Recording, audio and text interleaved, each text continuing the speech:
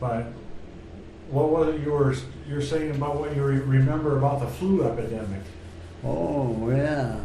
Yeah, well, the old flu epidemic, uh, you know, there were so many people died that they couldn't build coffins fast enough, and plus all the carpenters. The only ones that who had a coffin were the rich. They could afford one, and a lot of them were just buried in. I think just rolled them up in a rug, and quite often if the wife died, the husband had to dig the grave. And majority of them were buried on the old Fulton Street Cemetery.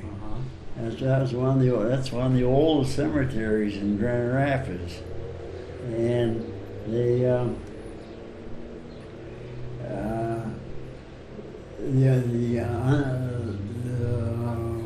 funeral director had a little, in the wintertime, had a little sleigh.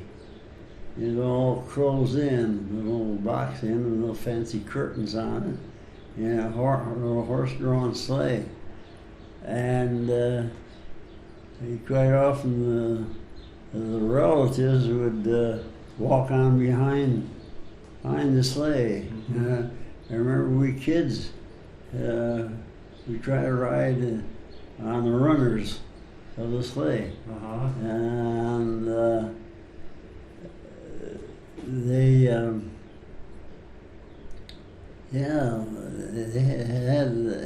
every time. Well, at the same time, the World War was on, and whenever a soldier was killed, they put a Red Cross in the window, and at least 25% of the houses had a cross. Some of them even had two. And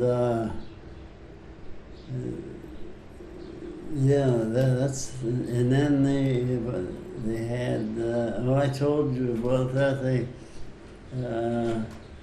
The schools during the winter when it was real cold, the schools were closed because there wasn't any coal. And what they did have was coke. At that time, the gas was made from coal, and it turned into coke, and that made pretty good fuel. And everybody that in severe winter, they issued little tickets. Each ticket was good for a burlap sack full of coke. And when we got a ticket, then Ray and Dave have to take a little sled and go all the way to the coke company and pick up a sack of coke, and that was your fuel for a certain amount of time, and that was quite a journey. And we also, like I say, then because there was no school during the whole winter, we had to go to. There was no summer vacation. So that was a terrible thing for me. Yeah. I'd like to go back to you were talking about with the flu epidemic. Yeah. Yeah, and what about in your own neighborhood? Are there people that My mother Yeah, there's a right on Roby Place, just a few houses over. There was a man, a family, and I forget their name now. The mother's name was Rose, and she contacted the flu, and she died in just a few days. And here's a poor guy that was left with 3 little boys, and nobody to help him out. But my mother went over there and helped him for a few days, and then she died. And Now, wait a minute. She died.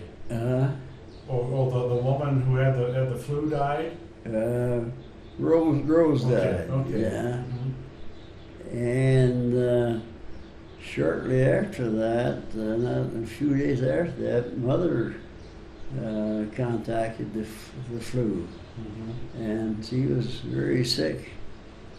And the 4 of us, remember, I must have been about 7 or 8 probably, and see, Dave was the oldest. He was about 10 years older than I was.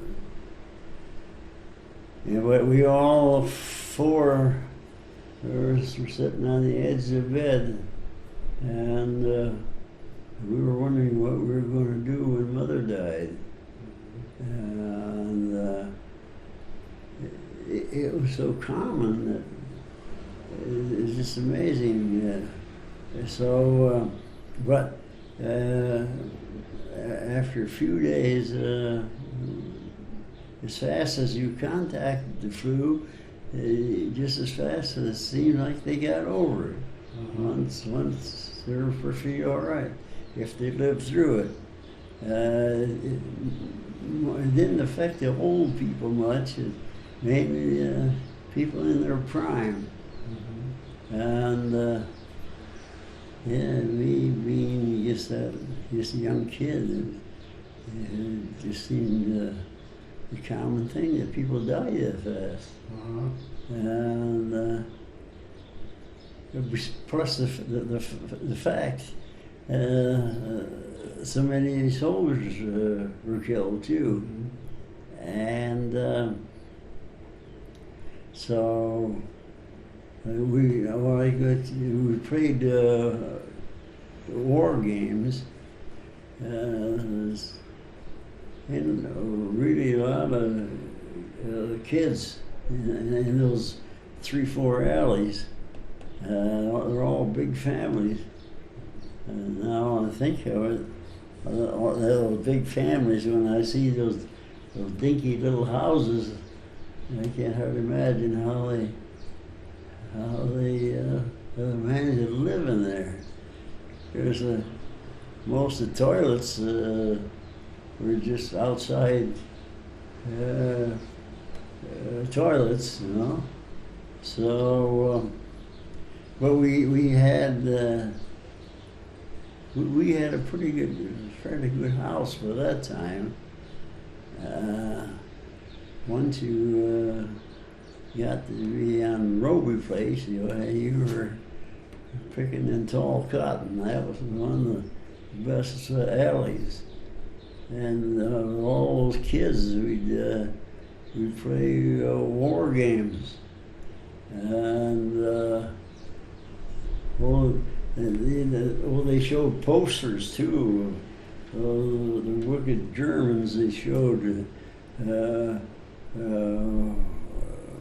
American nurse lying down and 2 big husky German soldiers.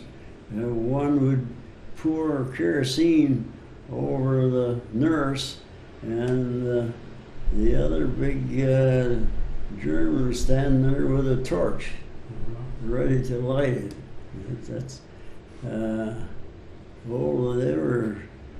They were really hated, the Germans, and then we had our own army. It really was just about an army, so many kids, and one of them had a drum, and another one had a flag, and we'd march up and down the three, up one alley and down the other, and we'd sing our song. And Kaiser Bill went up the hill to take a look at France. Kaiser Bill, he came down the hill with bullets in his pants. And with all the misery going on, when I look back, it just seemed like we all took it very much for granted. In fact, here now, later, I had in the Holland home, in the chapel, which holds about 200 people, I showed videos of the flu epidemic, and I thought they'd all be quite interested in that, but most of them wouldn't believe it, and so it still was on the pictures and on the front of their faces what was happening. But no, something like that would never happen again. We have better medication, and besides, the government would take care of us. And I was surprised the little interest they took in that. And but anyway, I do remember after the war was over in the church, there must have been about 20 soldiers that came back, and they put on a little program in the church. And it seemed like afterwards, very quickly, it was all forgotten. And of course, everybody had to start all over again. And there